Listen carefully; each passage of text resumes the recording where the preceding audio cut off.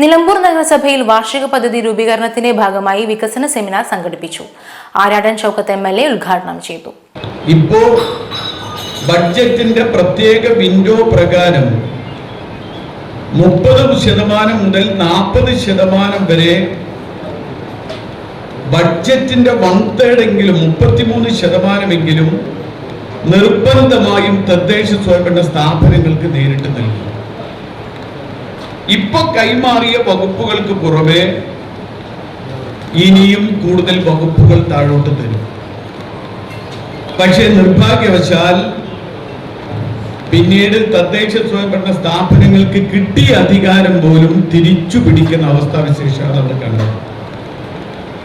മാത്രമല്ല 33% തരുമെന്ന് പറഞ്ഞ ഒരു സർക്കാരും ഇതുവരെ 27% കൂടുതൽ തദ്ദേശ സ്വയംഭരണ സ്ഥാപനങ്ങൾക്ക് നൽകിയിട്ടില്ല.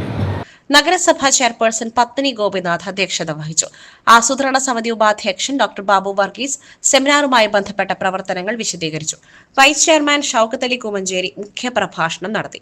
സ്റ്റാൻഡിംഗ് കമ്മിറ്റി ചെയർപേഴ്സൺമാരായ മുംതാസ് ബാബു, സ്മിത മോൾ, മുസ്തഫ കളത്തുംപടിക്കൽ, മേരീസ് ഷിബു, സുരേഷ് പാത്തിപ്പാറ, കൌൺസിലർമാർ, നിർവഹണ ഉദ്യോഗസ്ഥർ, നഗരസഭാ ജീവനക്കാർ, ആസൂത്രണ സമിതി അംഗങ്ങൾ, കുടുംബശ്രീ ആശാപ്രവർത്തകർ തുടങ്ങിയവർ സംബന്ധിച്ചു. Pure Gold. SS Group, Nilambur.